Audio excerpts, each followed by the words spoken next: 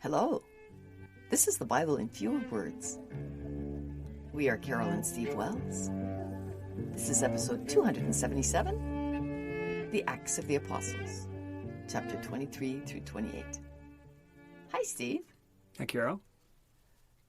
It looks like Paul's sailing to Rome and we're sailing towards the end of Acts.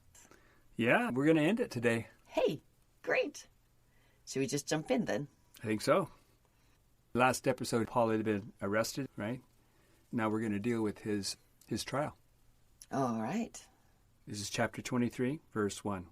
Paul spoke to the council, saying, I've never done anything wrong in my entire life.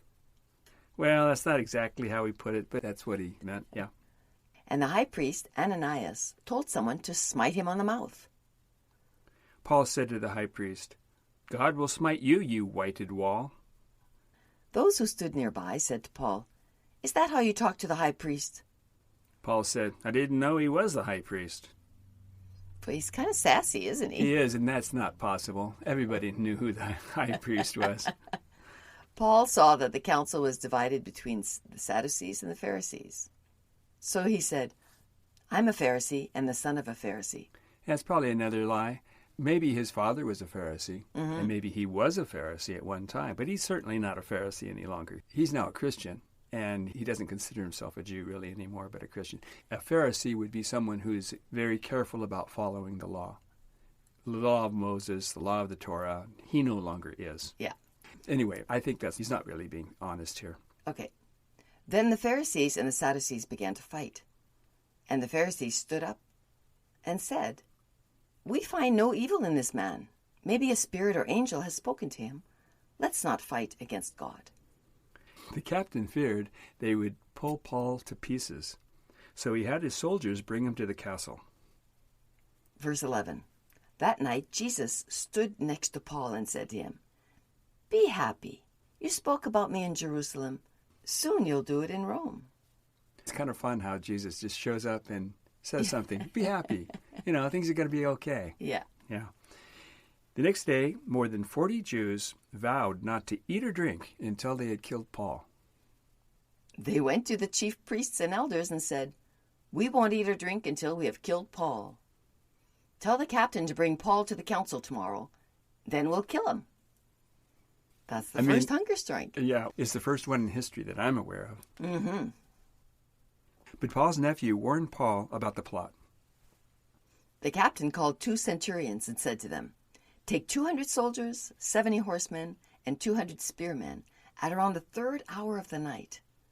Put Paul on some beasts and take him to Felix in Caesarea.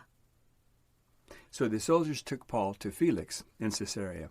Caesarea would have been the place that the Roman capital was of Judea at the time, and it's northwest of Jerusalem. But to have to take 200 soldiers, 200 spearmen to take Paul to... See, it seems a little out of line. Those guys who are on a fast until they kill Paul are going to really have a lot of strength to them. Yeah, right, you got to keep them away from these 40 Jews that are going to kill him. You have all these soldiers. Yeah, anyway, that's what they did. And there's a guy in Felix there who's going to deal with Paul? Okay, so, Felix is the Roman governor, and he's in Caesarea. Okay. And Caesarea was actually named after Julius Caesar. Oh, really? Chapter 24. 5 days later, Ananias, the high priest, the elders, and Tertullus went to the governor to present their case against Paul. Tertullus said to the governor, Paul is a pestilent fellow who incites sedition among the Jews and is a ringleader of the sect of the Nazarenes. Paul said, Hey, they can't prove anything they say against me, but I worship the God of my fathers and believe everything that is written in the law and prophets. So that also doesn't seem true. No, it doesn't. He has never done anything wrong in his life, except, he lies here and there. That's right, and he's a Pharisee, and he believes in the God of his fathers and does everything the law says. That's all not true. Felix said, I'll decide what to do in this matter. And he told the centurion to keep an eye on Paul until then. After 2 years, Porcius Festus replaced Felix as governor, while Paul remained in jail. So they're supposed to keep an eye on Paul until then? Years are going by? Well, I'm guessing maybe he's in prison. Chapter 25. Festus arrived in Caesarea and summoned Paul. The Jews came from Jerusalem and accused Paul of many things that they couldn't prove. Paul defended himself by saying, "I've done nothing wrong against the temple or Caesar." Festus said, "Are you willing to go to Jerusalem and be tried there?" Paul said, "I'm on trial in Caesar's court, so I should be tried in Rome by Caesar himself." Oh my gosh, he's cocky. Yes, he is. Festus said, "Very well then, you'll be tried by Caesar." Sometime later, King Agrippa and Bernice came to visit Festus in Caesarea. This is another Herod. This is the son of the Herod Agrippa, the guy that was eaten by worms because he didn't give God the glory. Oh, yeah, remember? yeah. Yeah, so this is his son. And he's married to Bernice, who is his sister. Oh. I wouldn't go around saying that too much. Festus told Agrippa about Paul's case. Agrippa said to Festus, "I will hear Paul's case tomorrow." Boy, it's a quick legal system there. Yeah, it is. Paul was brought in the next day. Chapter 26. Agrippa said to Paul, "You may speak for yourself." Oh my gosh, they should ask him to swear on the Bible so he doesn't say any lies. Well, they didn't have a Bible then. So Paul repeated the story about how he was converted on the road to Damascus. And he does that again, and it's a long story again, and I left it out. This is the third time he tells that story. Yeah. Festus said, "Too much learning has made you mad." Paul said, "I'm not mad. I'm speaking the truth." Paul said to King Agrippa, "Do you believe the prophets? I know you're a believer." King Agrippa said, "You almost persuade me to become a Christian." Paul said, "I wish you and everyone else would become a Christian." Agrippa said, "This man hasn't done anything wrong. He could have been set free if he hadn't appealed to Caesar." Oh, so asking for that change of venue. Yeah, now you got to do it. Yeah. Chapter 27. When it was determined that we would sail to Italy, we and other prisoners boarded a ship with a centurion named Julius in charge. After sailing for many days and we were passing Crete, a strong wind began to blow. So they took the sails down and were driven before the wind. On the second day of the storm, they lightened the ship by throwing some cargo overboard. The next day, they gave up all hope. So there's the "we" sentence and then it changes, right?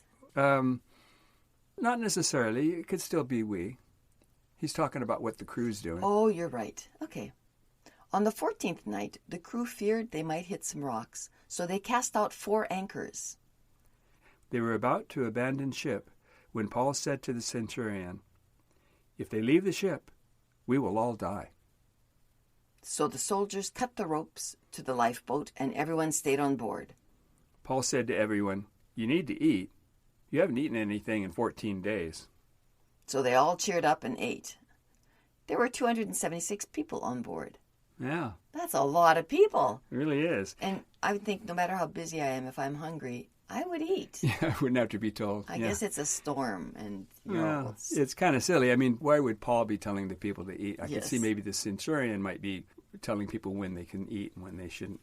Anyway, after they ate, they raised the anchors, hoisted the mainsail, and sailed toward shore. Then the ship ran aground and was destroyed. The soldiers wanted to kill all the prisoners to prevent them from escaping by swimming away. But the centurion wanted to save Paul's life, so he let them swim. Those who couldn't swim came to shore on pieces of the ship. Everyone made it safely to land. Chapter 28. When they got to shore, they knew the island was called Melita or Malta. That's what it's called today, Malta. Yeah, maybe there was a big sign on it. Maybe. The barbarous natives were kind to us, kindling a fire to protect us from the rain and cold.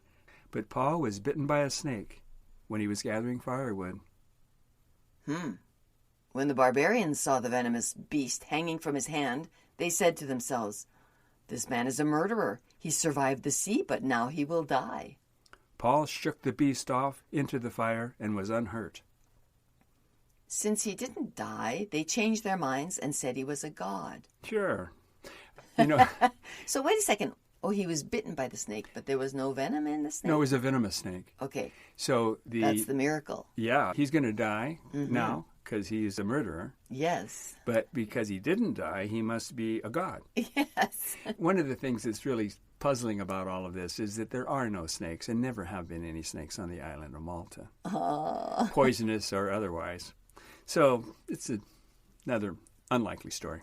When you make up stories, you have to know something about That's the right. thing you're making up. I think at the time they wouldn't have had any idea whether there were snakes or not on Malta, but they weren't. It's hard to get to islands when you're a snake. Yes, it is. Unless you're a sea snake, and then you can't live on the land, right? Anyway. The governor of the island gave them a place to stay for 3 days. His father was sick with a fever, but Paul healed him by praying and laying his hands on him. Others with diseases came, and Paul healed them too. After 3 months, they sailed from Malta to Syracuse. They stayed in 3 days in Syracuse, then they sailed to Rome. When Paul arrived in Rome, he was kept alone under a soldier's watch. After 3 days, Paul called the Jewish leaders and said to them, "I've done nothing wrong, yet I was imprisoned by the Romans in Jerusalem. They would have let me go, but the Jews wouldn't let them. So I appealed to Caesar." The Jewish leaders said to Paul, "We haven't heard anything about that from Judea, but we'd like to hear from you about this sect, since everyone speaks against it." So many people came to visit Paul, where he talked all day about God, Jesus, the law of Moses, and the prophets.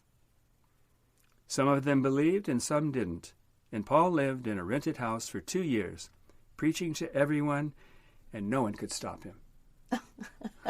Okay, wait a second. So Paul doesn't die? Yeah, this is the end. Yeah, we're not going to know what happened to Paul. Traditionally, he said that he does die in Rome, that he's killed by the Romans in Rome. And where is he now? He's in Rome. Okay, well, that was an interesting little story. Yeah, the whole book is kind of misnamed. We talked about this before, the Acts of the Apostles. It should be the Acts of Paul, right? Yes, it's all about Paul. At least 2/3 of it is. You know, it starts off with a little bit about Peter, but that's about it. Okay, well, Steve, thanks again for helping us get through this and through the Acts of the Apostles / Paul. Yeah, and now we've got the letters of Paul. We're moving on to a new book. Yeah, we've got 13 letters of Paul that we have to get through after this. Oh, that Paul, he just doesn't shut up, does he? Although we'll see that they're all claimed to be written by Paul, but only 7 of them are thought to actually have been written by Paul. But that's what we're going to be doing next. Okay, great. And listeners, we'll see you next time. Bye-bye. Bye.